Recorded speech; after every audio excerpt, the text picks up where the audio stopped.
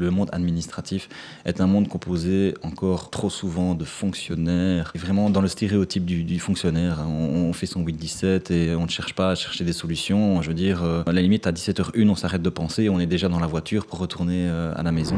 Bonjour à tous les amis, j'espère que vous allez bien. Aujourd'hui, moment vraiment spécial, on va parler d'urbanisme dans une masterclass exceptionnelle. Préparez-vous, attachez votre ceinture, concentrez-vous dans cette vidéo.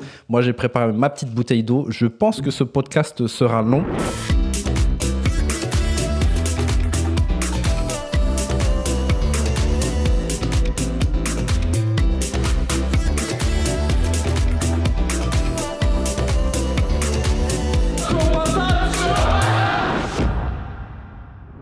On va rentrer en détail dans ce sujet un peu mystérieux qui est l'urbanisme. On ne comprend pas vraiment pourquoi les dossiers sont refusés alors qu'on peut suivre les réglementations. Donc, qu'est-ce qui se passe exactement dans tout ça? Et donc, pour ça, on a l'honneur d'avoir un invité spécial, donc Nicolas Kassapov. Comment vas-tu? Merci à toi pour l'invitation. Ça me fait vraiment plaisir d'être là et de pouvoir un petit peu... partager cette énergie qu'on m'a prêtée un jour et que voilà, ça me fait plaisir. Je pense que c'est une des pierres de l'investissement, c'est de pouvoir aussi, faire profiter ton réseau de toute l'énergie que tu peux envoyer, quoi. Super, mais merci pour ta contribution. Alors pour la petite histoire, c'est vrai qu'on dit souvent le réseau est super important. Donc comment Nicolas et moi on s'est rencontrés? Donc Nicolas fait partie de nos premiers membres du club 2020. Ouais, donc 2020, donc ça fait 4, bientôt 5 ans qu'on se connaît. Et alors est-ce que tu peux te présenter puisque tu es investisseur, tu étais membre du club depuis 4 ans et qu'est-ce que tu fais aussi dans la vie? Écoute, moi je m'appelle Nicolas, j'ai 32 ans et je dirige un service transversal d'urbanisme logement dans une grande ville wallonne. Quand je dis grande ville, c'est environ entre 35 et 40 000 habitants, en périphérie de Charleroi. Et en ce qui concerne mon parcours d'investisseur, j'ai commencé avec vous les gars, donc il y a effectivement donc en 2020. Alors contrairement à ce qui est promu dans vos différentes explications, dans vos différents conseils, moi j'ai commencé en cow-boy par un achat-revente option croisée, chose que je déconseille bien évidemment à faire lorsqu'on débute, lorsqu'on part de zéro. Comment ça s'est passé, l'opération que tu as fait?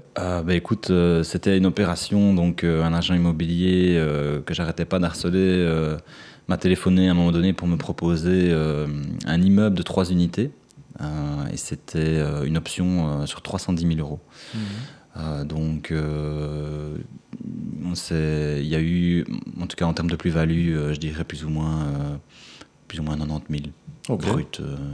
Super. Entre 90 et 100 000 brut. Ça va. Voilà. Et donc ça t'a servi de levier? Ça m'a servi de levier en fait. Donc moi, si tu veux, sur ces 3 unités-là, j'ai gardé une unité que j'ai mise ensuite en hypothèque de rang 2 pour lever des fonds pour un autre bien d'investissement.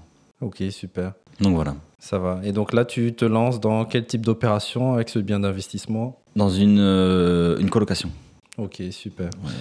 Ok, top. Et alors, donc, tu dis que tu travailles pour l'urbanisme. Est-ce que tu peux nous dire exactement à quel niveau de l'urbanisme de ta commune tu travailles? Donc, tu es responsable, tu es délégué, tu es dans la technique, ouais. En fait, moi, je suis responsable du service urbanisme logement. Et donc, dans une commune, c'est toujours une organisation très hiérarchisée encore. Donc, au-dessus de moi, c'est directement le directeur général qui est le plus haut rang dans une administration communale, le plus haut rang administratif, parce que les gens disent souvent, oui, mais le chef d'une commune, c'est qui? C'est le bourgmestre. Mais oui, mais là, on parle du cadre politique. Donc, il faut bien distinguer. C'est ce que aussi beaucoup de citoyens ont du mal à comprendre, c'est qu'il y a une scission entre l'administratif et le politique. Plus haut rang au niveau politique, bourgmestre, et puis ensuite tous les échevins qui composent le collège communal, et plus haut rang du côté administratif, directeur général, et en dessous, tous les différents responsables de division. Dont toi? Dont moi, okay. Pour l'urbanisme. Ça va. Voilà. Est-ce que au niveau de l'urbanisme, tu as un pouvoir décisionnaire, un pouvoir, c'est quoi à peu près ton pouvoir? C'est du conseil, de l'analyse, tu pousses des dossiers? En fait, c'est toujours, et c'est ce que chaque échevin qui sera rencontré, je veux dire, de manière individuelle par un citoyen, va toujours dire, dans un souci de transparence et aussi pour se protéger, c'est toujours le collège communal qui décide, en général. Il y a des exceptions, mais je veux dire, dans 90% des cas, disons, c'est le collège communal qui décide. Et donc, moi, je ne fais que proposer. Donc, j'ai une demande et... Bon, bien évidemment, des membres de mon service, je veux dire, débroussaillent, entre guillemets, le dossier. Et lorsqu'ils ont débroussaillé, je veux dire, l'essentiel du dossier, moi, je regarde si toutes les étapes ont bien été suivies en termes de motivation en droit, en termes de motivation en fait, etc. Voir si l'argumentaire de fond est pertinent. Et ensuite, proposer un octroi, un refus, un octroi conditionnel au collège communal. D'accord. Donc toi, les dossiers, tu peux déjà donc donner un octroi conditionnel, c'est ça? Tu peux déjà Je peux proposer. Moi, je propose et ensuite, donc au-dessus, si tu veux, donc de ma proposition, j'envoie ça au directeur général, qui là aussi, il y a un step où lui valide, si tu veux, ma façon de faire ou ne la valide pas. Et c'est directement envoyé au collège communal. Et le collège communal, imaginons que voilà, quelqu'un qui souhaite diviser un logement, je propose un octroi.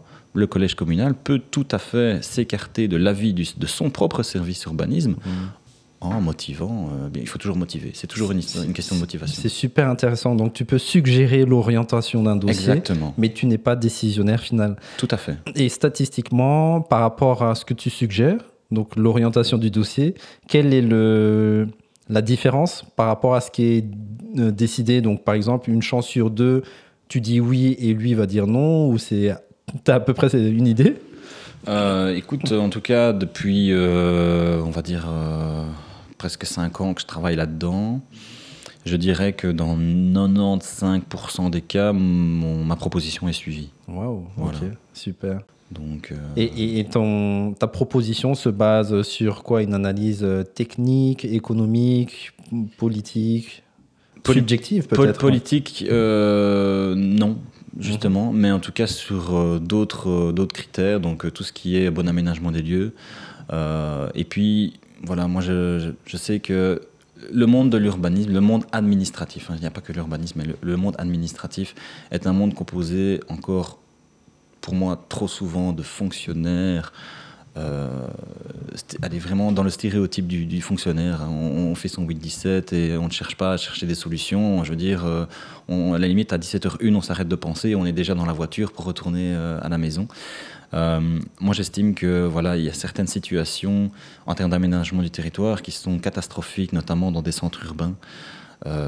Et voilà, moi je me balade encore dans une rue la rue Neuve, je pense à la rue Neuve à Châtelet, qui il y a encore 30-40 ans était florissante.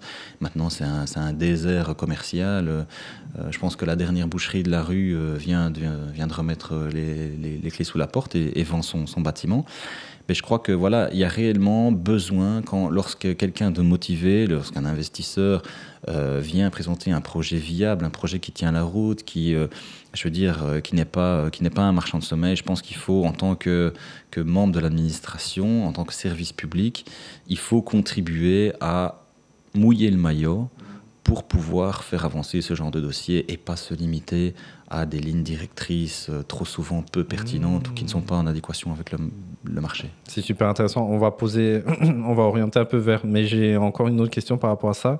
C'est-à-dire quand on présente un dossier, donc en général ça se fait via architecte, ça dépend de la complexité du dossier. Tu penses que ça peut être intéressant de motiver l'acceptation de ce dossier par des informations macroéconomique ou voilà, de montrer la volonté qu'on veut apporter de la plus-value, par exemple, à la ville et que éventuellement ça correspond à la politique de la ville. Comme par exemple, c'est une rue où il n'y a peut-être pas assez de commerce. Ça pourrait être intéressant de mettre des commerces comme un boulanger parce que sinon les gens doivent prendre leur voiture et acheter leur pain, je sais pas moi, à 5 km. Il y a pas, ce type d'argument pourrait servir lors de l'introduction d'un dossier? Évidemment. C'est même d'ailleurs un des premiers conseils que je donnerais, en tout cas pour tous les porteurs de projets, qui passent par architecte ou non, c'est de faire au mieux possible une analyse vraiment multiscalaire d'un point de vue socio-économique, c'est-à-dire que voilà, on va partir d'une situation au niveau régional, par exemple, on va parler du nombre de logements en Wallonie, des courbes démographiques au niveau régional, et ensuite descendre petit à petit, par exemple, à l'échelle du Grand Charleroi, et puis à l'échelle de la ville, par exemple, de la ville de Châtelet, et puis on va descendre encore au niveau de la sous-commune, donc Châtelet, Châtellines ou Bouffiou, puis on va descendre peut-être au niveau du quartier, même voire de la rue, parce que dans des grandes villes, c'est vraiment, je veux dire, un marché différent d'une rue à l'autre. Donc, je pense que l'analyse doit réellement être... Il faut montrer à l'administration qu'on a analysé, qu'on porte un projet dans un cadre spécifique, que eux connaissent très bien en général, parce que dans beaucoup d'administrations, beaucoup de fonctionnaires viennent de ce lieu-là et donc le connaissent peut-être mieux que le porteur de projet. Ok, ouais, vraiment intéressant parce que nous, en tant qu'investisseurs, en général, les gens et probablement ceux qui nous regardent ici, on achète des mètres carrés, on achète un bien, mais on achète des mètres carrés et on veut que les mètres carrés soient le plus rentables possible. Donc, on veut un logement avec un maximum d'unités, on veut un maximum d'appartements, mais il y a un contexte, on va dire, donc, qui est l'urbanisme, qu'il faut prendre en compte. Et surtout, souvent, j'imagine que la mentalité, comme tu dis, des gens qui font 9-5, n'ont pas forcément la même mentalité ou probablement antagonistes à la mentalité des investisseurs qui veulent une économie, bouger, aussi un gain, mais c'est super intéressant d'avoir ce point de vue. Alors, on va revenir un peu sur qui tu es. Donc, tu travailles sur l'urbanisme. Tu as expliqué un peu le cadre, tes projets d'investisseur. Petite question personnelle. Donc, tu fais partie de nos premiers clients. Tu m'as dit, à l'époque, on avait des cartes membres qui étaient en une matière assez intéressante. C'était en métal. C'était en métal. Donc, on aimait bien le fait qu'elle fasse un bruit. Maintenant, on n'en fait plus. T'étais quel numéro, tu te rappelles? 22. 22, ok. Et comment s'est passée cette première expérience donc, il y a longtemps, tu étais dans la première version du club. Donc, il faut remettre le contexte. Comment ça s'est passé? Écoute, honnêtement... Très très bien, car moi je suis issu d'un milieu employé ouvrier, donc aucun de mes parents, grands-parents n'était indépendant, ni même entrepreneur. Et c'est là encore que je rejoins beaucoup de membres du club. C'était la première grosse plus-value que moi en tout cas j'ai eue en rejoignant le club. C'était de discuter en fait avec des gens qui étaient dans ce même état d'esprit, qui partageaient les mêmes inquiétudes et les mêmes objectifs. Donc ça, c'est très important parce que du coup, on n'est pas seul et on se sent accompagné, quoi. C'est ça. Jusqu'à aujourd'hui, il y a encore des personnes avec qui tu as gardé contact. Tout à fait, tout à fait. Il y a même, j'ai l'entrepreneur donc qui fait l'essentiel, la totalité même des travaux sur les bâtiments que j'achète, qui est même devenu un véritable ami. Donc, je veux dire, dans l'entrepreneuriat, on a des partenaires, on a des amis. Et garde-nous ici, 5 ans après, on se partage de l'énergie et c'est ça qui est vraiment chouette. Ok, ouais, super. Donc, développer ton réseau, ton mindset aussi. Et tu sais, moi-même, je suis client du club parce que ça fait du bien d'avoir cet environnement de gens entourés, mindset. Et d'autant plus des gens comme toi. Donc, ça fait quand même 5 ans qu'on se connaît. Mais de voir l'évolution, de voir où on peut arriver. Et voilà, le fait de se revoir, même si on ne se voit pas souvent, ça permet de faire le point un peu sur... comment s'avancer, quels ont été tes challenges, etc. Et donc, je pense que ça a vraiment une valeur inestimable. Plus faire des amitiés, c'est top. On va revenir concernant à l'urbanisme. Donc, moi, je vais dire un peu le point de vue que j'ai de l'urbanisme, mais vraiment extérieur. J'ai déjà introduit des dossiers qui ont été refusés. J'ai introduit des dossiers... Donc, je vais dire, j'ai introduit un dossier réaffectation d'un ré commercial en appartement. Ça a été refusé, introduit par un architecte, ça a été refusé. Apparemment, l'architecte, il a dit, il a eu la gâchette facile. Bon, bref, j'ai pas insisté, soit. Et j'ai déjà eu, avec une ex que tu as connue, l'introduction d'un permis de location pour logement inférieur à 28 mètres carrés dans un immeuble, 3 logements, où je sais pas comment on appelle l'agent technique de la commune qui est venu passer et qui est passé, le géomètre, je crois que c'est un géomètre qui est venu passer la commune, celui qui est allé donner l'octroi ou pas des permis de location. Comment s'appelle cette personne? Celui qui donne l'octroi des permis de location, c'est le collège. Maintenant, celui, dans mon avis, la personne dont tu parles, c'est l'expert agréé. Oui, c'est ça. Ouais. Voilà. L'expert agréé qui vient sur place. Oui, voir ça, c'est les l'expérience. mesures, voir que Ouais, tout à fait, la ouais. qualité du C'est logement, ça. etc. Et lui, il avait dit qu'il manquait 1 mètre carré à un logement. Mais malgré ça, on a quand même eu l'octroi du permis de location. Donc, je vais pas donner les noms, les Ouais, ouais, adresses, tout à fait. etc. Donc, j'ai l'impression, même quand tu restes dans les clous, tu restes dans le cadre, dans les normes, on peut te refuser. Et quand tu y déroges, s'il te manque 1 mètre carré, on peut quand même avoir une acceptation. Donc, moi, je vois vraiment l'urbanisme comme un organisme politique. Je vois que pour moi, c'est l'organisme qui a un peu la mission de développer l'urbanisation, hein, de la ville, c'est-à-dire, nous, on veut attirer, en fonction de c'est qui à la politique, je sais pas moi, des grandes familles, on veut des ouvriers, on veut des travailleurs, développer l'économie XY, on veut des étudiants, on veut moins d'étudiants et ainsi de suite. Et donc, les raisons d'accès ou d'acceptation ou de refus sont souvent décorrélées, enfin souvent, ma petite expérience, Ah sont oui, des tout à fois fait. décorrélées des règles qui sont régies, je pense, par la région wallonne. Et après, les communes, donc l'urbanisme, ont la possibilité de dire oui ou non, d'y C'est déroger. ça. Donc, est-ce que ce point de vue est correct ou tu peux peut-être ajouter des précisions? Oui, il est tout à fait correct. Alors moi, d'ailleurs, c'était une des premières grosses claques que j'ai prises en sortant de l'université, car à l'université, forcément, on n'était pas encore, entre guillemets, corrompu par la réalité des choses.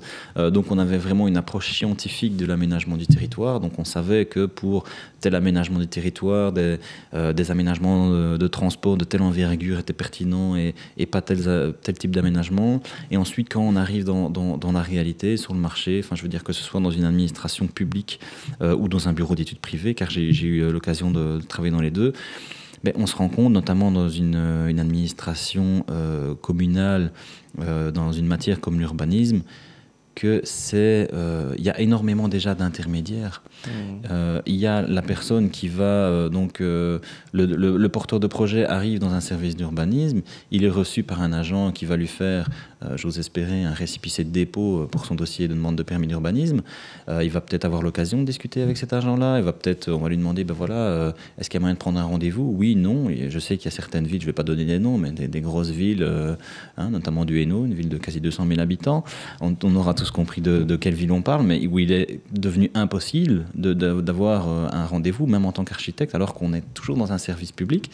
Et effectivement, c'est un milieu où voilà, il y a beaucoup d'intervenants, et donc, qui dit beaucoup d'intervenants, dans une matière qui est déjà de base assez subjective, ça fait quand même beaucoup d'humains. Et qui dit beaucoup d'humains, si on raccroche ça à toute la sphère aussi politique, qui au final est la sphère qui va décider, qui va avoir le dernier mot, oui, effectivement, ça fait... Moi, je sais que ça m'est déjà arrivé. Une demande de permis arrive chez un de mes collègues. Mon collègue me décrit la demande, me décrit les actes et les travaux qui sont projetés. Il me dit, qu'est-ce que t'en penses? Moi, je dis, ben, écoute, pour telle et telle raison, moi, je pars vers un octroi. Alors que je sais que lui partait vers un refus. Donc déjà, par rapport à l'agent qui va discuter du projet, on est déjà sur deux orientations différentes. Donc déjà là, le dossier peut avoir vraiment un destin totalement différent. Donc, et par exemple, dans cet exemple que tu as en tête, c'était quoi les raisons du refus et toi d'acceptation? Ben écoute, actuellement, j'ai un dossier, donc qui est un dossier, si tu veux, de construction de villas en zone agricole, au plan de secteur. C'est un cas particulier, c'est un petit peu similaire à la règle qu'on appelle la règle du comblement. Donc en somme, ce qu'on appelle une dent creuse en zone agricole qui est située entre deux zones d'habitat, et la législation de l'aménagement du territoire offre la possibilité exceptionnelle d'y déroger moyennant le respect de certaines conditions, de 3 critères. Et c'est un dossier que, voilà, en tout cas, il y a déjà une dérogation au plan de secteur, ce qui est déjà très lourd en aménagement du territoire. Il y a 8 écarts au guide communal d'urbanisme et 1 écart au schéma de développement communal. Ça fait déjà un dossier que la plupart des gens, la plupart des agents traitants vont se dire, mais on va aller vers un refus. Pourquoi se fatiguer? Pourquoi perdre 3 jours à motiver un dossier qui est déjà très dur à défendre? Il est là l'intérêt aussi de l'urbanisme et de l'aménagement du territoire, c'est de pouvoir ne jamais oublier qu'on est un service public et que derrière, il y a des enjeux, il y a des gens qui portent des projets, il y a des gens qui font des demandes de crédit, qui ont des délais par rapport à certaines demandes de crédit. Il y a le prix des matériaux qui peut augmenter ou ne pas augmenter durant la période, parce qu'on sait qu'un projet d'urbanisme, en général, ce n'est pas une décision qui se prend en 2 jours.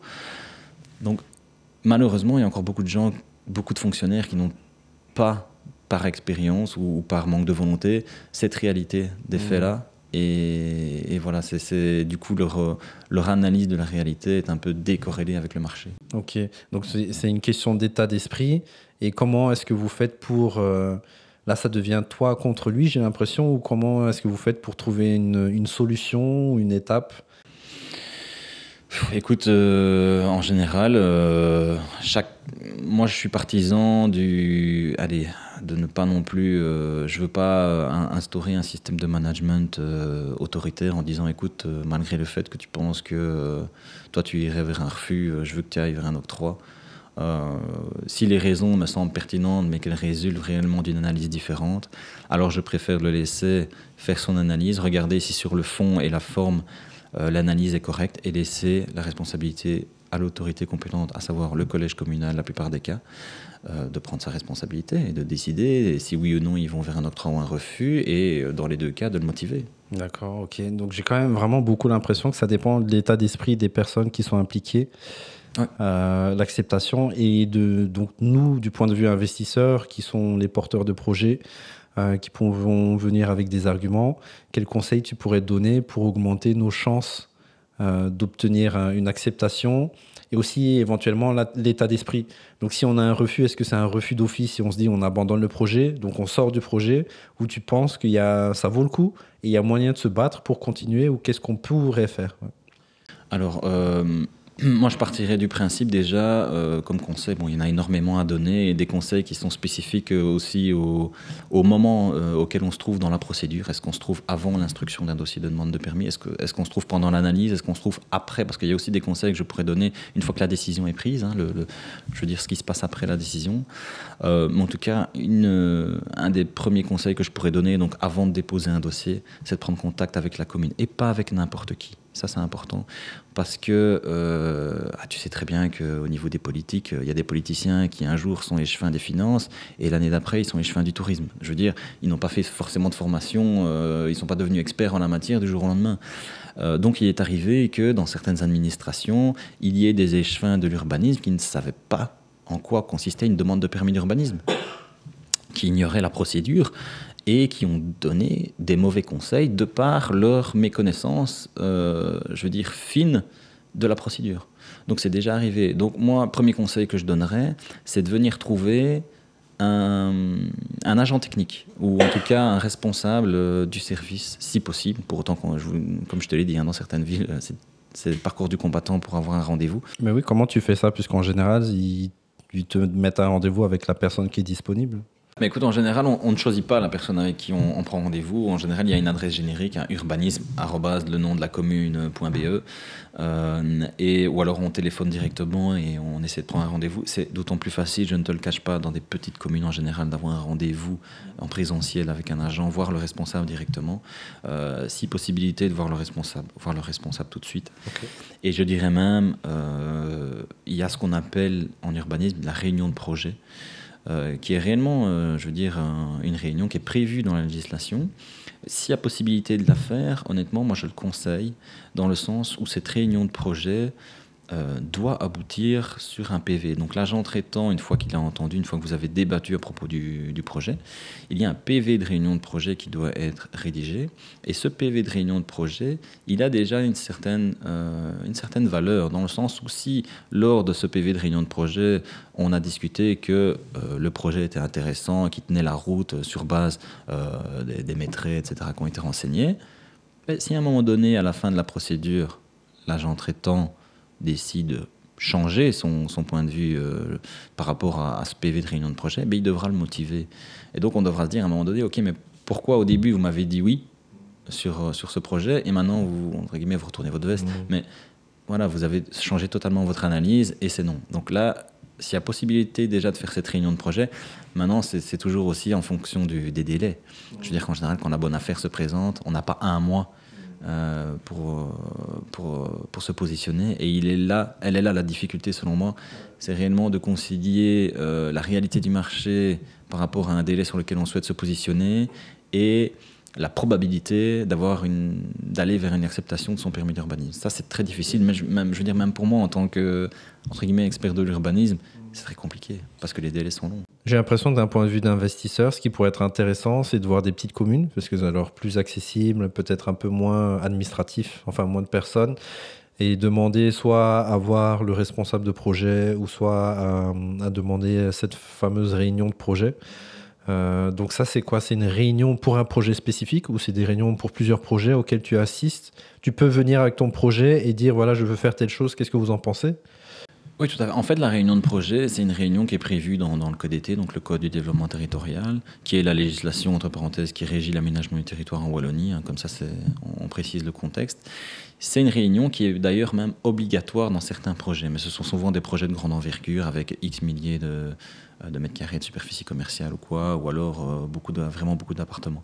Mais elle est facultative dans certains cas, dans certains projets de moindre envergure. Donc si on peut la solliciter, qu'on a entre guillemets le temps, pourquoi pas? Ok, même pour un petit projet, même pour un petit projet. Si on peut la solliciter et que la personne, est réceptive à l'idée d'organiser cette réunion de projet, moi je le ferai et essayer d'avoir un écrit à la fin de cette réunion. Ok. C'est vraiment intéressant parce que j'ai l'impression, avant de t'avoir écouté, que l'urbanisme, c'est une question de chance.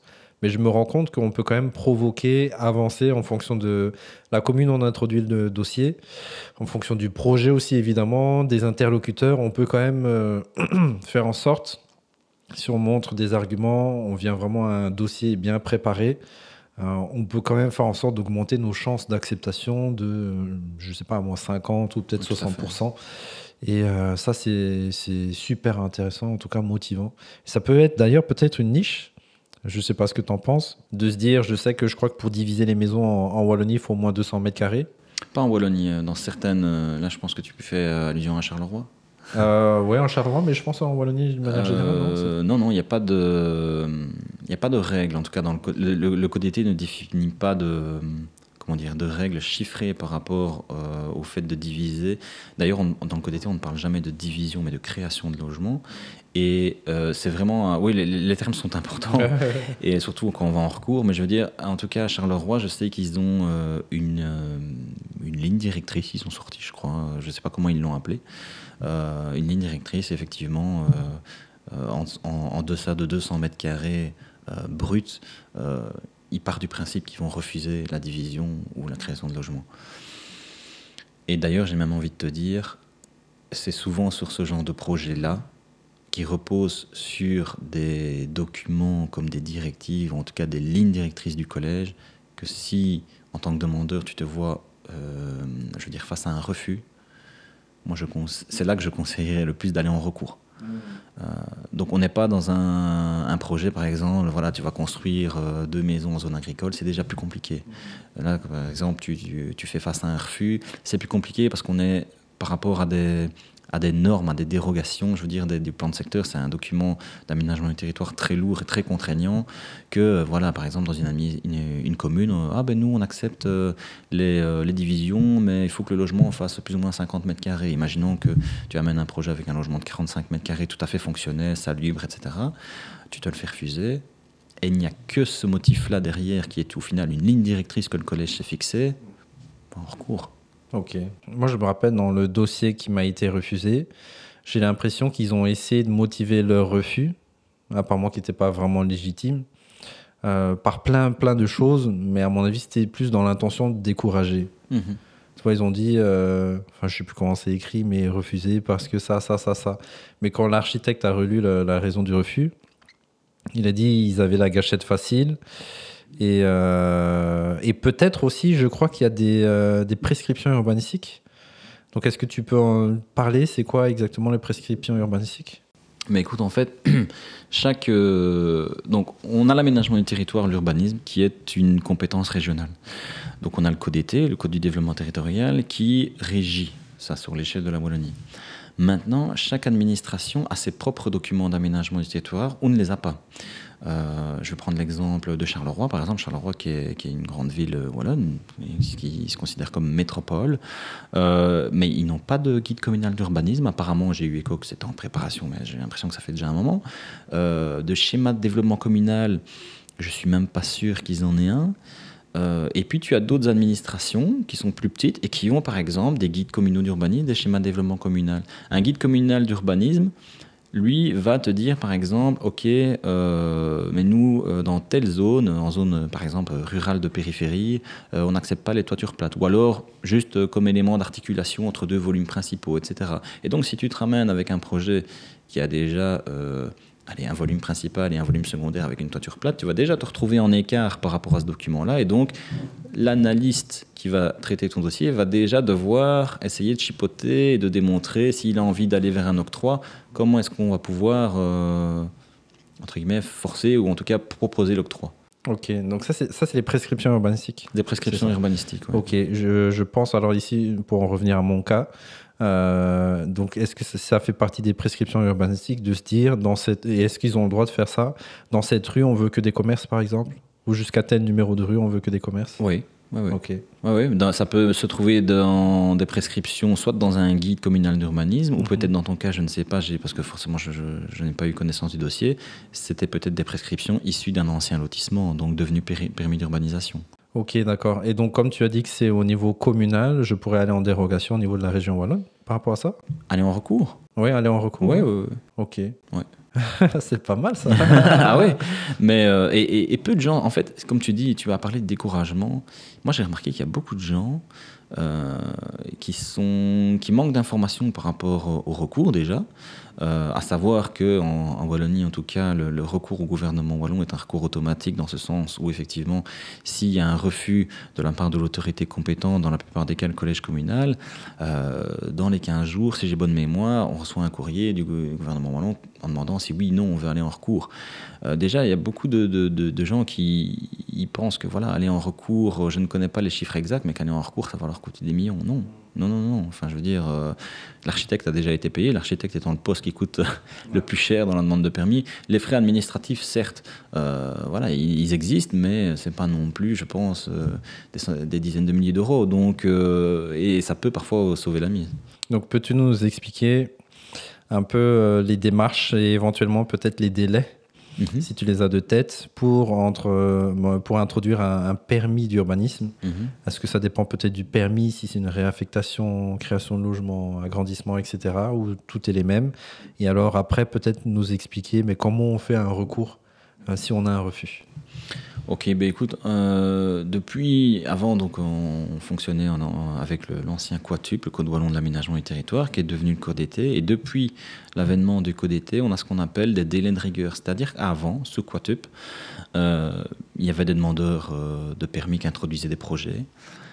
Et il n'y avait pas de deadline, en gros. Donc, on pouvait parfois un dossier, même pour une mise en crépi de la façade, ça pouvait prendre 2 ans, 3 ans. Depuis le Code été, c'est plus le cas. Il y a ce qu'on appelle des délais de rigueur avec des mécanismes de saisine. À savoir que pour des projets de tel type, on a 3 délais de rigueur. On a le délai de 30 jours, on a le délai de 75 jours et les délais de 120 jours, si j'ai bonne mémoire. Pour une nouvelle construction, par exemple, allez, je prends une villa 4 façades sur un terrain, on va toujours être en général sur du 120 jours. Ça, c'est sans compter, bien évidemment, le délai d'analyse de complétude et qui est au début et à la fin, la prorogation éventuelle, parce que le collège peut se sentir un petit peu serré au niveau des délais et de se dire, ok, je prolonge de 20 ou 30 jours parce que ça a changé. C'est des 20 jours calendrier ou ouvrables ou ouvrés? Calendrier. Ok. Ouais. Avec certaines règles au niveau de computation des délais, si on prend, voilà, si ça arrive un samedi, un jour férié, mais là, si on rentre vraiment dans le dur, il faudrait, voilà, il y a une formation à ce sujet, il y a un séminaire qui avait été donné. Mais en tout cas, ça c'est au niveau des délais de rigueur, et donc c'est-à-dire qu'imaginons qu'on soit sur une procédure de permis en 75 jours, je prends le cas qui revient le plus souvent, enfin en tout cas chez nous, c'est souvent 75 jours. Imaginons que le collège ne prenne pas de décision dans ce délai. Il perd sa compétence. Il y a ce qu'on appelle un mécanisme de saisine. Et donc, automatiquement, l'analyse de la demande de permis passe à l'autorité supérieure, à savoir le gouvernement. Excuse-moi, le fonctionnaire délégué. Il va chez le fonctionnaire délégué. Et donc, d'office, le demandeur est, depuis le code d'été en tout cas, assuré d'avoir une réponse, qu'elle soit positive ou négative, à sa demande de permis. Ça prendra le temps que ça prendra. Sauf d'autant plus que si à un moment donné, le collège perd la main, perd sa compétence parce qu'il a dépassé le délai, si le fonctionnaire délégué perd également sa compétence parce qu'il a dépassé le délai, à la fin, il ne reste plus que le gouvernement. Et donc, mais bon, c'est très rare en général quand on part dans ces cas-là.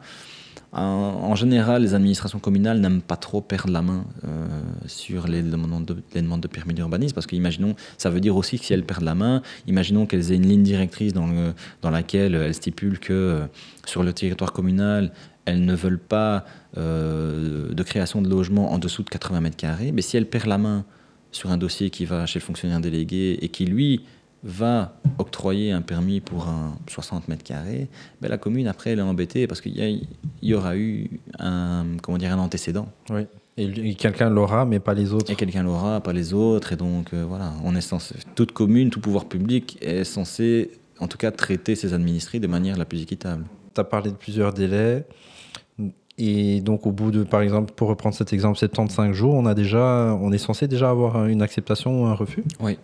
Alors, à savoir, parce que ça a changé, donc avant, le collège communal pouvait prolonger, si tu veux, la date de décision finale sur le permis de 30 jours. Maintenant, c'est passé à 20 jours depuis le 1er avril. Mais donc, il y a effectivement ces 75 jours, prorogeables de 20 jours.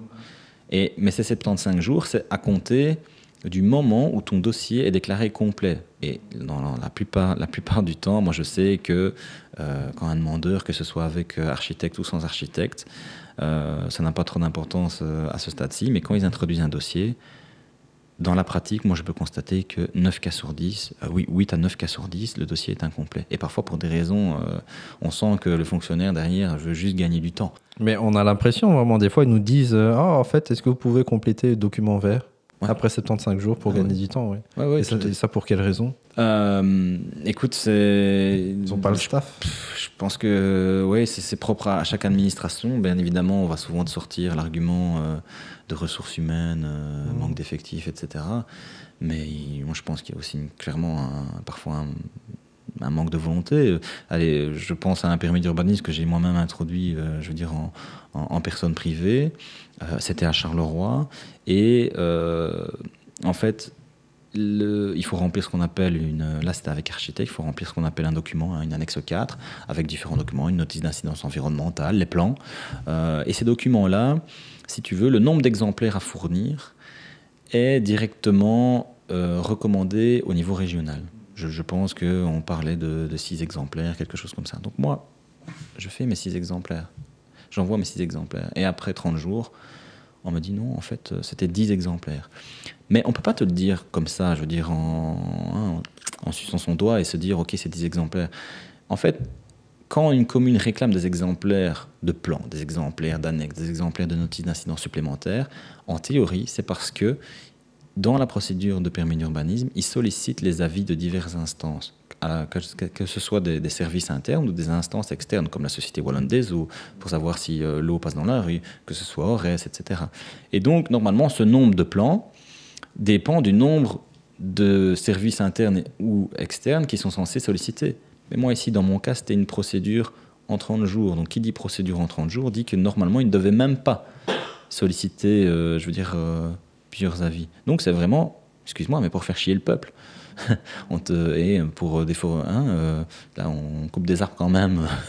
Pour, t'imagines, 10 demandes. En général, les plans, ils sont imprimés en 1-0.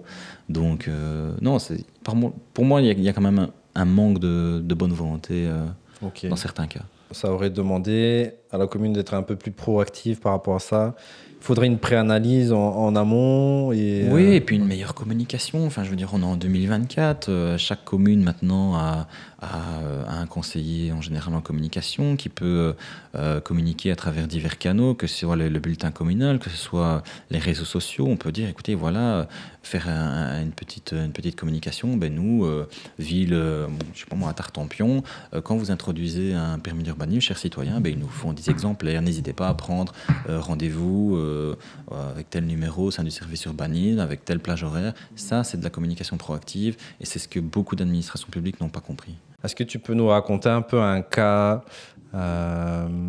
extrême ou peut-être injuste de refus selon toi que tu as eu, quelqu'un qui avait l'air de rentrer dans les clous, qui avait la bonne volonté de faire certaines choses et qui s'est pris un gros refus et peut-être même qu'il avait des enjeux financiers derrière. Tout à fait. Écoute, j'ai un cas très proche de moi qui avait rentré.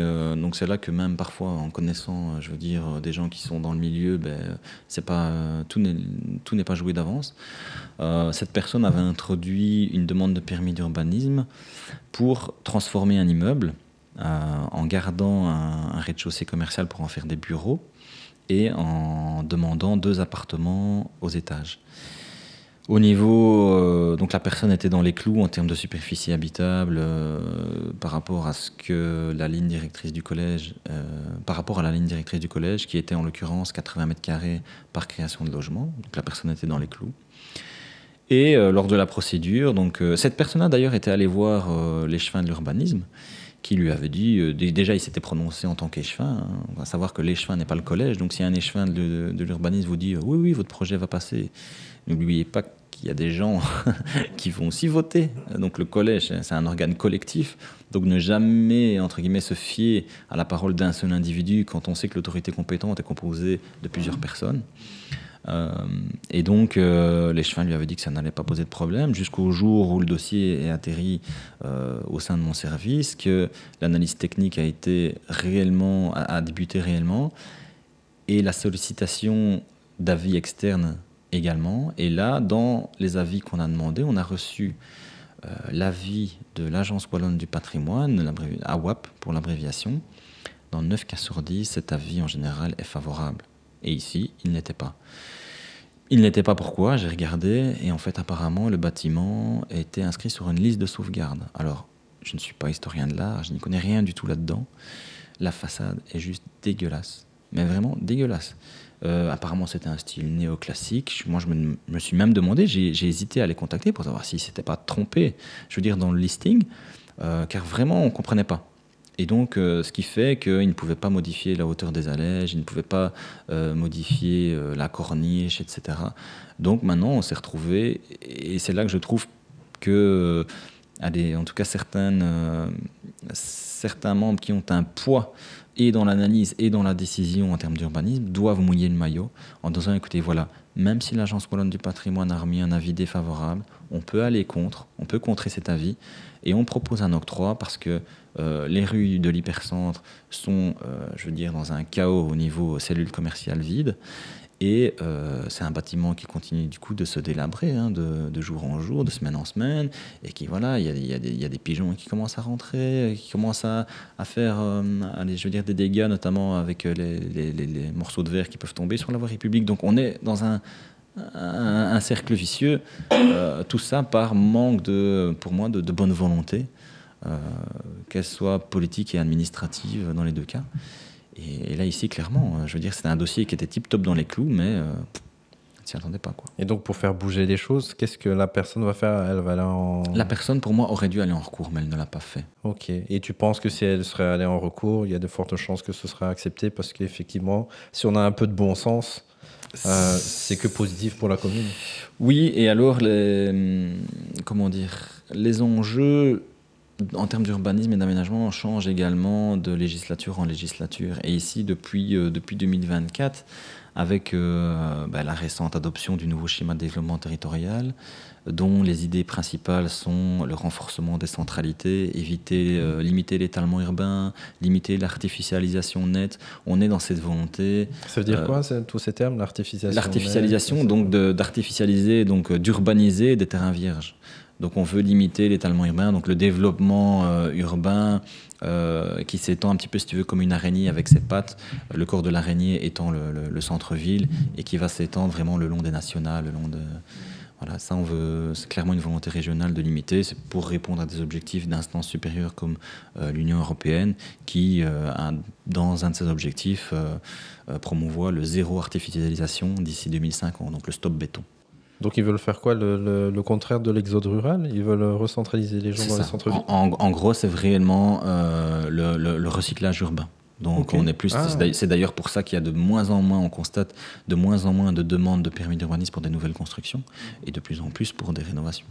des rénovations et éventuellement des divisions Tout à en fait. plein centre-ville. Ouais, tout à fait. Ça, c'est intéressant. Ça, c'est intéressant. Et d'ailleurs, petite info toute récente, Ouais. j'ai lu ici dans une jurisprudence du Conseil d'État, justement dans une affaire qui était liée à la ville de Charleroi, où le Conseil d'État jugeait que qu'il devait y avoir plus de souplesse dans l'analyse d'un permis d'urbanisme quand le projet se trouve dans un centre urbain. C'est-à-dire qu'on ne va pas analyser, je veux dire, une création de logement dans l'hypercentre de Charleroi au boulevard Thiroux, qu'on va l'analyser de la même façon, je veux dire, dans un quartier résidentiel de Naline. Ça n'a aucun sens. Naline étant une commune située au sud de Charleroi qui est beaucoup plus résidentielle. Et donc je pense que c'est ça aussi que moi je trouve qu'il n'est pas pertinent de définir des lignes directrices en termes de superficie habitable sur toute l'entièreté d'un territoire communal. Donc quand une ville comme Charleroi ou comme d'autres villes périurbaines disent ben voilà, nous on accepte les créations de logements mais pas en dessous de 50 mètres carrés, pas en dessous de 80 mètres carrés.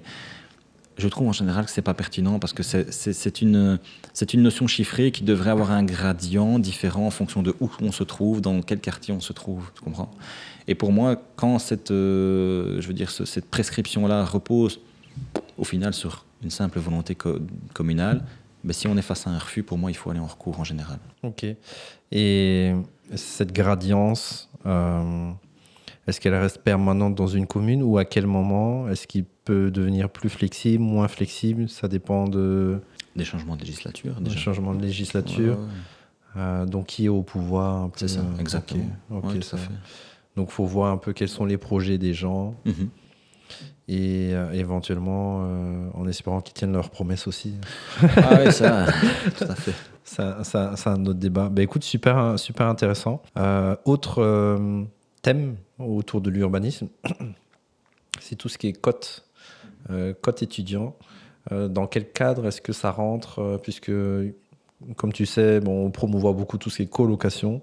Alors, colocation, ça ne veut pas dire que des étudiants, hein, mais c'est jeunes travailleurs, des stagiaires, etc. Peut-être des étudiants. Est-ce qu'il y a une législation particulière quand le profil est vraiment étudiant par rapport à l'urbanisme? Il faut introduire un permis spécifique? Mais en fait, là, déjà, pour moi, on s'écarte, et c'est une des spécificités de l'aménagement du territoire et que beaucoup de citoyens ignorent. C'est d'ailleurs pour ça qu'il y a peu d'avocats qui se spécialisent dans tout ce qui est urbanisme, parce que l'urbanisme, c'est vraiment une matière qui est multidisciplinaire. C'est-à-dire que là, tu me parles de colocation, tu me parles allez, je veux dire, de tout ce qui est législation relative au bail d'habitation. Et ça, en fait, ce n'est pas de l'urbanisme. Ce n'est pas régi par le Code du développement territorial, c'est déjà une autre législation, c'est le Code wallon de l'habitation durable. Et donc, c'est ça que quand les gens me parlent de logement collectif, ce n'est pas un terme qu'on va utiliser en urbanisme, c'est un terme qu'on va utiliser en Code wallon de l'habitation durable, qui va avoir des effets. Et donc, pour les colocations, effectivement, c'est une législation qui est régie au sein du Code wallon de l'habitation durable. Et il ne faut vraiment pas la mélanger lorsqu'on fait une introduction de demande de permis d'urbanisme. Donc, faut pas, parce que l'agent traitant risque d'être également plus de se dire, ok, en fait, la personne n'y connaît rien, il me parle du Code wallon de l'habitation durable, or nous ici, on est dans le Code été. Et tu vois, c'est vraiment être à cheval sur ces différentes législations-là. D'accord. Donc pour tout ce qui est permis de location, tout ce qui est logement collectif, on n'a pas besoin de contacter l'urbanisme. Non. On doit juste contacter les services logement. Okay. Service logement qui lui va justement je veux dire, baser toutes ces analyses sur le Code wallon de l'habitation durable et non sur le Code été. Intéressant ça, puisque tout ce qui est logement collectif a certaines règles au niveau de la structure du bâtiment à respecter, comme pas plus d'un étage et demi entre la chambre et l'espace commun, par exemple, chacun sa sonnette, ses boîtes aux lettres. Mais ça dépend vraiment que du service logement à contacter. Ouais. Et pour les logements inférieurs à 28 mètres carrés, c'est aussi le service logement? Oui, tout ça fait partie de la législation du Code wallon de l'habitation durable. Donc là, en général, dans les administrations communales, ils ont un service, bon, chaque administration communale est organisée de sa propre manière, mais souvent, ils ont un service logement à part. Je veux dire, quelqu'un qui traite des dossiers d'urbanisme, je veux dire, jour après jour, il va toujours travailler avec le Code été. et pas avec le Code wallon de l'habitation durable. Ou en général, ou alors il va solliciter l'avis en interne d'un conseiller en logement qui, lui, va être au quotidien sur cette législation du Code wallon de l'habitation durable. Alors c'est super, ça me titille beaucoup parce que je me dis, je peux prendre n'importe quelle maison, la diviser en 3, mais moins de 28 mètres carrés, et ne pas introduire de permis d'urbanisme. Et juste permis de logement, bon, c'est un hack, hein, c'est une question un peu pointilleuse. Tu peux répéter? Donc je sais que pour tous les logements inférieurs à 28 mètres carrés, il y a besoin d'un permis de location. Et donc j'ai envie de me dire, est-ce que c'est possible de prendre une maison unifamiliale, la diviser en 3 sans permis d'urbanisme, en 3 logements inférieurs à 28 mètres carrés? Est-ce qu'il pourrait me déroger d'introduire un permis d'urbanisme et juste faire appel au service logement? Non, parce que d'office, que dans l'analyse de la recevabilité du permis de location, à mon avis, une des conditions va déjà être... d'ailleurs, nous, on a le cas ici. Je veux dire, on a des demandes de permis de location qui sont bloquées parce que le bien est en infraction sur une autre législation, à savoir l'urbanisme. Donc on a une infraction en termes de création de logement, qui est une infraction reprise dans le Code été, et par conséquent qui a un effet sur une autre législation, donc ici le Code wallon de l'habitation durable qui régit les permis de location, donc la procédure permis de location est bloquée. Est-ce que tu pourrais peut-être simplement expliquer pour les novices qui nous écoutent, c'est quoi un peu la différence entre l'urbanisme et le service logement? Qui s'occupe de quoi? Écoute, donc le service logement va en général s'occuper de tout ce qui est matière relative au bail, bail de colocation, bail étudiant, de tout ce qui est en rapport avec le surpeuplement, les critères de surpeuplement, tout ce qui est en rapport avec les 7 critères de salubrité repris pour obtenir un permis de location. Et parfois, certaines communes, tu me parlais tantôt de l'expert agréé, qui est venu voir un petit peu pour rendre un rapport de visite et délivrer, je l'espère in fine, une attestation de conformité. Certaines communes n'ont pas d'expert agréé. Et donc, dans ces cas-là, ils passent directement, ils sous-traitent ça, entre guillemets, c'est pas le terme, mais ils sous-traitent ça à la région wallonne. Et la région wallonne a, je veux dire, dans ses effectifs des experts agréés. Et donc, parfois, tu peux appeler la commune en disant, écoutez, voilà, moi, j'aimerais bien faire une demande d'un permis de location. Et la commune va te renvoyer directement vers un expert agréé de la région wallonne parce qu'eux-mêmes, en interne, n'ont pas d'expert agréé. Donc, ça dépend aussi d'une commune à l'autre. Les procédures parfois sont différentes, si je peux m'exprimer ainsi. Et donc l'urbanisme, par rapport, donc tu as parlé de logement, les baux, la salubrité, le peuplement, etc. Et l'urbanisme, le rôle... Mais l'urbanisme va traiter de tout ce qui est création de logement. Donc là, dans ton exemple que tu disais tout à l'heure, il faut d'abord s'assurer que le logement, d'un point de vue urbanisme, est correctement divisé, afin ensuite... après de prendre le relais au niveau permis de location et pas l'inverse. C'est ça. Tu vois. Le permis de location, c'est un peu l'exploitation du logement. C'est ça. Et l'urbanisme, c'est un peu le droit, la possibilité. Exactement. L'urbanisme, selon moi, vient en amont. Ok. Et tout ce qui est permis de location, tout ça, c'est entre guillemets une suite logique, mais voilà. J'entends aussi pas mal, en tout cas à Bruxelles, de plus en plus, ce sentiment de discrimination. C'est-à-dire si tu as un voisin qui a une autorisation pour, dans la même rue, on va dire, pour avoir 3 logements ou être à une certaine hauteur, son bâtiment à une certaine hauteur, mais en gros, tous les voisins de la rue devraient pouvoir s'aligner à la même hauteur, même si on sort du cadre urbanistique. Donc si ça a été fait il y a 100 ans, par exemple, ça devrait être d'office accepté, sinon c'est injuste. Tu vois ce que je veux dire? Ouais. Ok, et ça, c'est toujours d'application aujourd'hui? Mais écoute, ce qu'il y a, c'est que je peux comprendre que d'un point de vue d'un citoyen lambda qui n'a aucune connaissance spécifique en urbanisme, parfois ce soit très frustrant. Et je pense qu'il y a réellement, comme c'est un milieu politisé, il y a réellement parfois des volontés de créer des différences. Mais maintenant aussi, ce que beaucoup de citoyens ignorent, c'est que par exemple, voilà, tu prends une rue à Bruxelles, c'est déjà arrivé que, en tout cas moi, dans le contexte wallon, que dans une rue, il y ait 5 maisons qui soient construites dans un ancien permis de lotissement et donc avec des prescriptions particulières du style on ne peut pas faire de chambre dans le garage, etc. Vraiment ce genre de prescriptions. Et la maison juste à côté n'était pas comprise dans ce périmètre de permis d'urbanisation, anciennement lotissement. Et donc cette maison-là a déjà un tas de prescriptions en moins si tu veux. Mais ça, je veux dire, un citoyen lambda l'ignore. Et ce que j'invite aussi également, je veux dire, les membres du club à faire dans un premier temps, c'est que désormais, bon, on est dans une ère d'accès à l'information.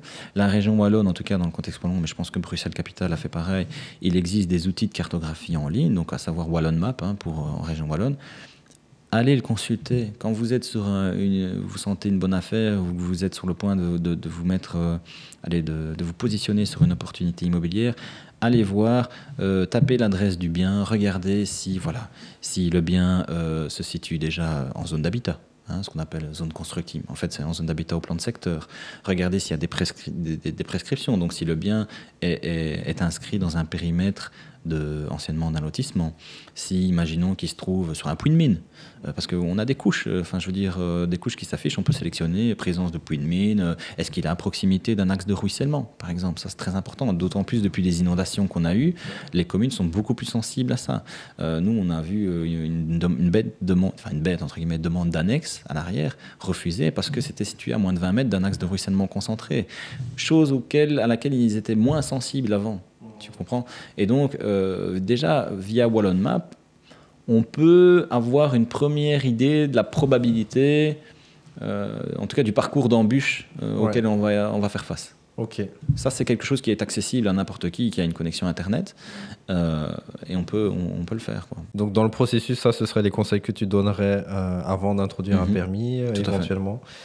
Quels conseils tu pourrais donner dans le reste du processus pour obtenir une acceptation, peut-être pendant l'introduction du siège, je confonds les banques maintenant, pendant l'introduction du permis et éventuellement par la suite. Je ne sais pas si tu as pris des notes ou quoi. Oui, j'avais pris des notes, okay, mais en fait, c'est d'aller en freestyle. Mais écoute, en tout cas, en cours de procédure, il y a certaines choses qu'on peut faire. Bon, ça, je veux dire, le service urbanisme à la main, mais en général, quand ta demande de permis d'urbanisme, je ne sais pas si tu as déjà vu, en tout cas en Wallonie, ces petites affichettes vertes ou bleues, ou bleues, ça dépend, ou jaunes si c'est une enquête publique, ben voilà, il y a déjà des mesures qu'on peut réaliser donc, dans une annonce de projet, donc les petites affichettes bleues ou vertes selon la perception de chacun, mais c'est le demandeur qui doit la poser, je veux dire, à front de voirie, de manière lisible, etc.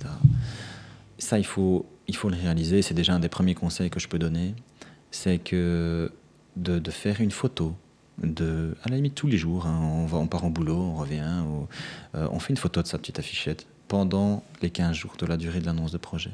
Et comme ça, le voisin, éventuellement mal intentionné, qui n'a pas envie qu'on construise à côté de chez lui, parce que ça va faire de la luminosité, ça va faire des nuisances, etc., pourrait, à travers un avocat souvent, vous attaquer sur le fait que vous n'avez pas respecté les modalités de la mesure particulière de publicité, à savoir l'annonce de projet, qui doit toujours être apposée de manière lisible à front de voirie, etc.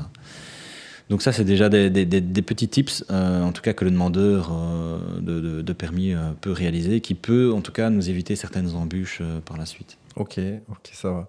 Et après, les conseils éventuellement, ce serait d'aller en recours auprès de la région wallonne si on a un refus. Le demandeur de permis, quand il se voit refuser sa demande de permis, sa seule possibilité, en tout cas pour autant que le collège soit l'autorité compétente, c'est d'aller en recours auprès du gouvernement wallon. Ça, c'est pour le demandeur de permis. Mais c'est pas tout. Si le voisin ou un tiers, qui n'est pas voisin, est contre votre demande de permis d'urbanisme, lui aussi peut aller en recours. Et là, c'est plus vicieux dans le sens où ce recours pour le voisin, lui, c'est pas au gouvernement wallon, c'est au Conseil d'État. Et ce recours, son délai pour aller en recours, il est beaucoup plus vicieux parce qu'il ne débute qu'à partir de la notification de la mesure de publicité ou la prise de connaissance des travaux. À savoir, votre voisin voit la grue arriver à côté de chez lui pour commencer à terrasser. Ça pourrait, il prend connaissance de votre projet à ce moment-là. Soi-disant, il n'a pas vu votre annonce de projet, il l'a peut-être très bien vu, mais voilà. Eh bien lui, le délai qu'il va avoir pour aller en recours au Conseil d'État, il va débuter à ce moment-là. Et donc, c'est ça que quand on demande, les gens pensent souvent qu'une fois qu'ils ont obtenu leur permis d'urbanisme, c'est bon, l'affaire, elle est réglée. Mais en fait, il y a 60 jours, à partir de la décision du collège, pour un tiers, pour aller en recours au Conseil d'État. Oui, c'est ça. Donc, il y a aussi différents tips. À la limite, il faudrait même envoyer un recommandé au voisin avec accusé de réception en disant « Écoutez, cher voisin, voilà, je vais débuter mes travaux, comme ça, on ne peut pas nier qu'il ait pris connaissance de votre projet. On va loin, hein, on va très très loin, mais c'est possible. Ok.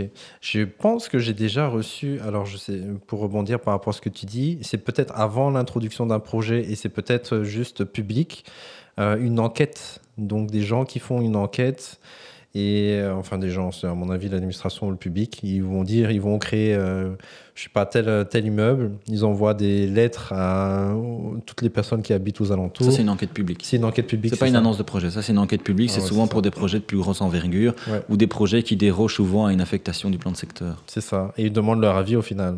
Oui, c'est ça, en fait, oui, c'est ça. En tout cas, il leur, comment dire, il les notifie qu'il y a un projet qui va avoir lieu à cet endroit-là et il les invite. Il y a des permanences communales qui sont organisées pour que le citoyen ait accès au dossier administratif. C'est ça. Et est-ce qu'on pourrait faire de manière anticipative la même chose, mais à plus petite échelle?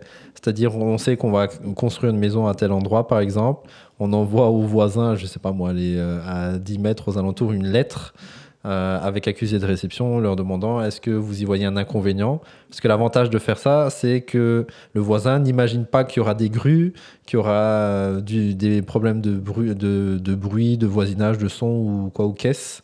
Il va se dire ah oui, ok, une maison là, pourquoi pas, mais il va pas s'imaginer que ça va lui faire chier peut-être pendant 1 an. Tu penses que ce serait un bon recours de manière anticipative? Déjà ça prend du temps et puis moi je pense qu'aussi malheureusement on est aussi dans une époque où la critique est toujours simple et de plus en plus facile à effectuer et donc c'est aussi prendre le risque de déjà avoir des oppositions. Mais après, il y a des oppositions qui sont saines. Enfin, je veux dire, moi ici, je traite un dossier de permis d'urbanisme dans lequel il y a eu une annonce de projet qui a été effectuée. Et dans le cadre de cette annonce de projet, on a un des voisins qui nous dit « Oui, mais votre projet, il faut savoir que sur cette prairie, il y a un projet de réinsertion de hérissons blessés, il y a des corridors écologiques pour les chouettes chevêches, etc. » On sent qu'on est face à une personne qui a une sensibilité par tout ce qui est biodiversité et écologie. La commune, son rôle, c'est aussi de prendre ça en compte. Et c'est pas pour autant que la personne, avec ses sensibilités, a émis une réclamation lors de cette annonce de projet, que la commune va automatiquement refuser le permis. Donc moi, par exemple, dans le cadre de ce permis, ce que je vais proposer, c'est pas encore passé, donc mais c'est le demandeur va construire sa villa avec une grosse zone de jardin à l'arrière. Dans les conditions, parce qu'on peut octroyer sous condition, une des conditions, je lui impose, je vais proposer l'imposition de 2 nichoirs. 2 nichoirs pour les chauves-souris, etc.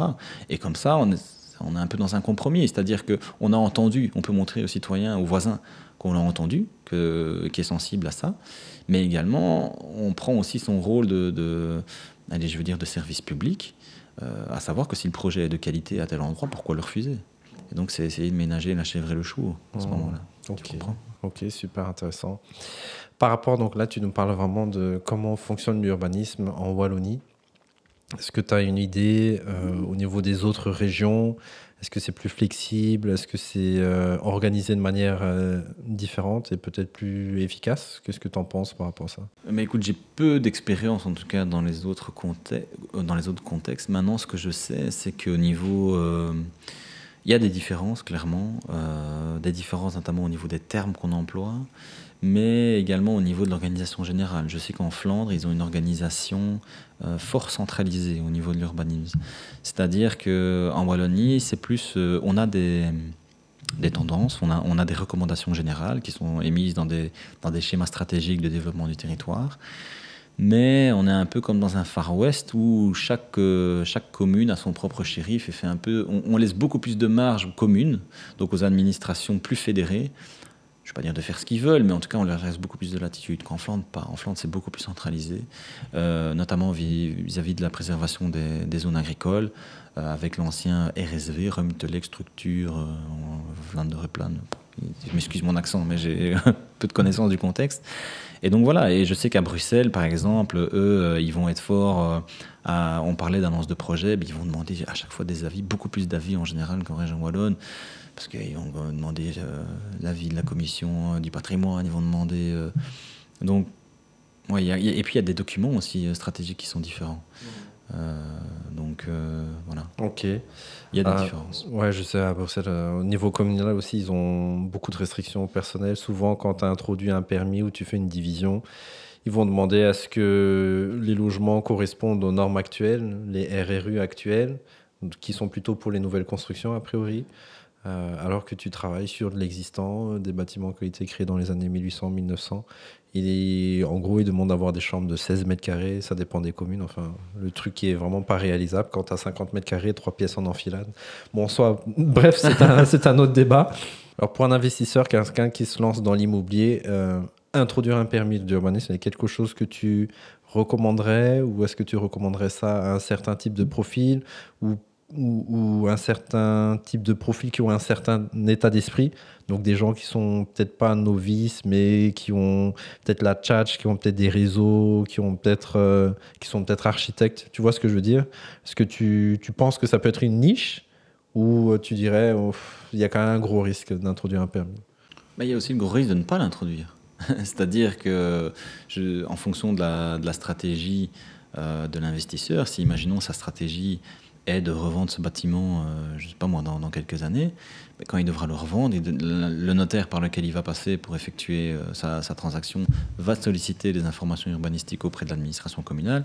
S'il y a eu des travaux soumis à un permis qui ont été effectués sans l'autorisation de l'autorité compétente, ben là, il va être embêté parce qu'il va falloir régulariser. Donc, il va falloir, si l'infraction n'est pas relevée, donc déjà, on pourrait le mettre en infraction ou en tout cas le mettre en demeure de régulariser à travers l'obtention d'un permis d'urbanisme qu'il aurait pu avoir auparavant. Maintenant, effectivement, la procédure de permis d'urbanisme, on dit toujours qu'on va vers la simplification administrative. Personnellement, je ne l'ai pas vue et je ne la vois toujours pas. Mais en tout cas, ce qui est certain, c'est que moi j'ai l'impression, avec les derniers changements, en tout cas au niveau du code été, etc., c'est qu'on non seulement on ne va pas vers une simplification administrative, mais certains projets, donc il faut savoir qu'en urbanisme, il y a les projets qui nécessitent l'intervention obligatoire d'un architecte, et des projets, par exemple, si je veux construire un abri de jardin, en général, en fonction des dimensions, bien évidemment, et des reculs latéraux vis-à-vis des limites mitoyennes, il y a plusieurs conditions, mais je veux dire, des petits projets peuvent être introduits avec une procédure de permis d'urbanisme qu'on dit simplifiée, sans intervention obligatoire d'un architecte, donc je veux dire avec un coût, moindre, juste les coûts administratifs en gros. Mais malheureusement, cette procédure de permis d'urbanisme sans architecte, elle devient de moins en moins, à mon sens, elle devient de moins en moins abordable pour un citoyen lambda. C'est-à-dire que pour moi, la région wallonne, c'est un petit peu déresponsabilisé et souhaite réaliser un monitoring justement de l'artificialisation nette des nouveaux terrains, etc., alors qu'elle devrait le faire elle-même. Et en fait, elle laisse, si tu veux, selon moi, encore une fois, c'est une analyse personnelle, elle laisse cette responsabilité aux communes qui n'ont déjà trop souvent peu les moyens en interne pour réaliser ça. Et donc, au final, elle va reporter ce monitoring et cette responsabilité sur le citoyen qui, quand il va, déjà, il va arriver à la commune, oh, j'aimerais bien construire un abri de jardin au fond de mon jardin, il va se retrouver avec une pile de documents de 40 pages. Ah, votre projet rejette-t-il des eaux, votre projet rejette-t-il du gaz? Mais pour un abri de jardin, enfin, tu sais, on ne comprend pas toujours par quoi, dans quoi on se lance. Et là, effectivement, j'ai l'impression qu'on rajoute de la complexité administrative. Ce qui va être, à mon sens, déjà, ceux qui vont en profiter en premier, ce sont les architectes, parce que les gens voudront plus se prendre la tête et vont passer par architecte, ou en tout cas par des gens de métier. Mais, donc, non, moi, je dirais qu'il faut... je vais pas conseiller de s'écarter entre guillemets derrière et de commencer à diviser des logements sans permis ni rien, parce que j'ai peur qu'à long terme, ça risque d'être au final plus préjudiciable pour la personne. D'accord, donc voilà, il faut y aller en conséquence de ce que tu as dit. Il faut savoir dans quoi on se lance. Voilà, il y a plus d'administratifs, il y a peut-être plus des délais, mais le jeu en vaut probablement la chandelle, puisque s'il crée son abri de jardin ou s'il crée son extension ou quoi, ben, sa maison aussi va valoir plus d'argent, donc ça, c'est aussi un avantage, ok. Maintenant, tout dépend aussi de la nature des travaux, hein. Enfin, je veux dire, on peut aller, si c'est par exemple la construction d'un abri de jardin. Maintenant, il y a le régime des infractions urbanistiques a évolué également. On a des délais de 10 ans, on a des délais de 20 ans de prescription. Forcément, un abri de jardin, à moins que votre commune soit vraiment hyper proactive avec des drones qui repèrent toute nouvelle construction, mais je veux dire, on a plus de chances qu'après 10 ans, allez, on se dit c'est bon, c'est prescrit. que si on a divisé le bâtiment pour en faire 8 logements, C'est ça. on n'est plus dans une infraction non fondamentale, quoi. Question concernant l'amnistie. Donc, tout logement divisé avant 94 n'avait pas besoin de permis, si je ne me trompe pas. Et donc, si on a des éléments pouvant prouver que les logements ont été divisés avant 94, aujourd'hui, en gros, l'idée, c'est qu'on reconnaît d'office les logements. Est-ce que c'est... Plus d'actualité. C'est plus d'actualité. Ok. Non, parce que justement, le régime des infractions, cette référence à 94 a un petit peu été mise de côté, parce que maintenant, on est vraiment parti à ce niveau-là sur une simplification. On a des prescriptions, on a 2 types de prescriptions, 10 ans et 20 ans pour certains types d'infractions. Là, je ne vais pas toutes te les lister parce qu'il faut vraiment aller voir le code été. Mais en général, pour des pour des petits travaux, c'est souvent un délai de prescription de 10 ans. Et pour des travaux, on va dire, de plus grande ampleur, une annexe par exemple, on est sur des délais de 20 ans. Maintenant, certains types de travaux, comme les créations de logements, bien évidemment, ne rentrent même pas dans ce délai de prescription-là. Donc là, effectivement... Donc il faut faire attention si tu as une annonce qui nous dit 4 logements, il n'y a pas de permis, mais ils ont des preuves comme quoi ça a été divisé avant 94. On n'est pas sûr que ce soit en ordre urbanistique. Non, on n'est pas sûr. Faut toujours bien vérifier. Et puis, il y a aussi, entre 94 et 98, il y a eu aussi un gap. Là, c'était la création d'au moins un logement qui était qui était soumis à l'obtention d'un permis d'urbanisme. Il faut vraiment bien lire les textes. D'accord, ça c'est vraiment un point super important, ça d'ailleurs. Ok, super, merci par rapport à ça. Alors, depuis mars 2023, la région wallonne a demandé pour exploiter un logement en hébergement touristique, donc Airbnb, courte durée, etc., la nécessité d'obtenir un permis d'urbanisme. Donc c'est rentré dans les mains de l'urbanisme, dans les mains des communes. Comment ça se passe? C'est quoi un peu la politique peut-être de ta commune ou de ce que tu entends? Pourquoi c'est rentré dans les mains, le pouvoir est rentré dans les mains des communes? Alors pourquoi c'est rentré dans les mains des communes? Ça, j'en sais strictement rien. Mais par contre, ce que je peux te dire, c'est que y a vraiment des réalités là qui sont vraiment très très très différentes en fonction de chaque commune. C'est-à-dire qu'on va prendre des communes comme Oufalise, comme Durbuy, comme Butchenbach, des communes qui ont une forte pression touristique. Elles sont déjà confrontées à cette pression touristique depuis de nombreuses années. Et donc même avant, si tu veux, qu'on impose une demande de permis pour la création de gîtes touristiques, elles avaient déjà réfléchi, si tu veux, à des chartes. Parfois c'est sous forme de chartes, parfois c'est sous forme de règlement.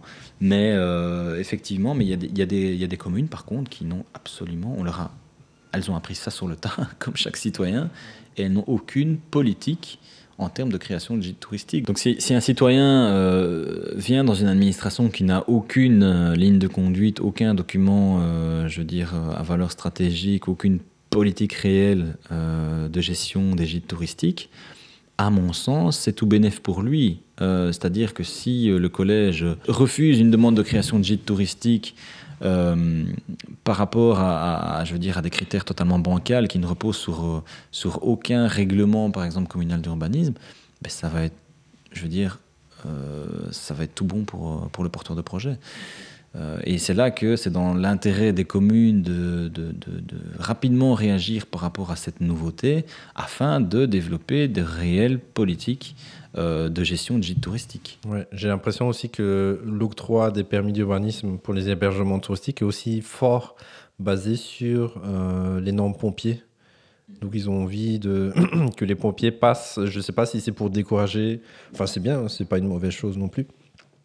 Mais je ne sais pas si toi, tu as une info par rapport à ça. Mais écoute, moi, je travaille déjà dans une administration où je peux te dire que les Airbnb, il y en a peut-être 1 ou 2 sur le territoire. On n'est pas comme Oufalise où ils sont inondés. Mais en tout cas, là, tu me parles déjà de normes pompiers.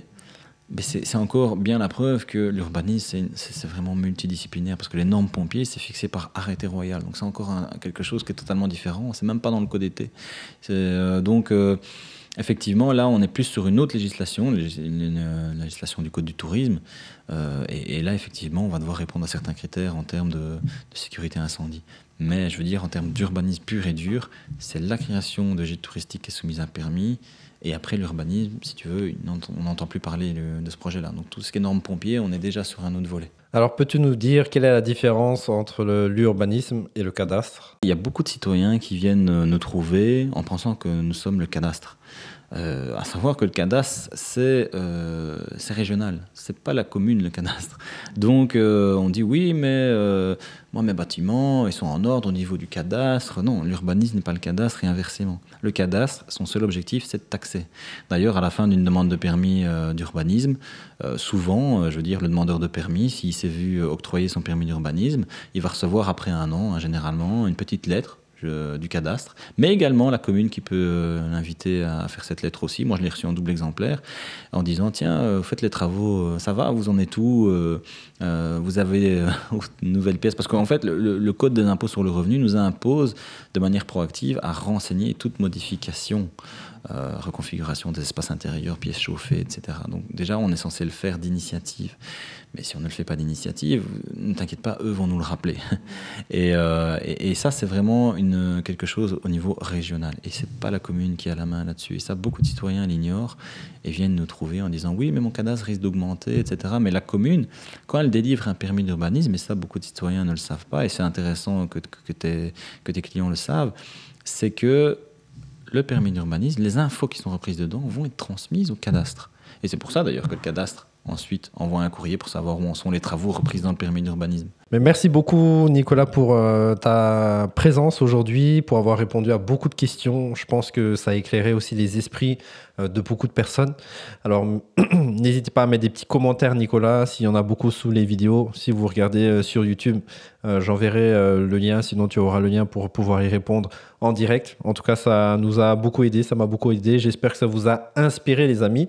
Et pour dernière question, pour clôturer ici cette masterclass sur l'urbanisme, est-ce que tu aurais un point, quelque chose que tu voudrais dire aux concitoyens, aux spectateurs par rapport à l'urbanisme de manière générale, ou que ce soit un point de sensibilisation par rapport aux gens qui te contactent, enfin pas directement, mais plutôt le service urbanistique? En tout cas, moi, je conseillerais de ne pas se décourager directement lorsqu'on est face à une procédure de permis qui prend du temps, lorsqu'on est face à un refus, parce qu'il existe toujours des possibilités, que ce soit le recours. Il y a même à certains moments, on a besoin d'accéder à l'information d'une demande de permis. Et bien, beaucoup de citoyens ignorent qu'ils ont le droit d'accéder à cette information-là. Il y a toujours des cours de métier qui peuvent nous conseiller, les architectes peuvent conseiller, des avocats spécialisés peuvent conseiller. Donc vraiment, il ne faut pas perdre espoir. Une procédure de permis d'urbanisme fait peur, mais c'est pas parce que, et beaucoup de gens l'ignorent, c'est pas parce que c'est soumis à un permis que ce sera un refus. Et même si c'est un refus, c'est pas fini. Merci à toi pour ton retour. J'espère que ça vous a donné la pêche. J'espère que vous avez appris énormément de choses. Surtout les amis, j'espère que vous êtes chaud patate pour investir et on se retrouve bientôt dans une autre vidéo. Pour plus d'astuces, pour les plus motivés, venez nous rejoindre pendant nos événements. Rejoignez la communauté Le Club Initiation. Les liens sont en description. On se retrouve sur terrain, chaud patate pour investir.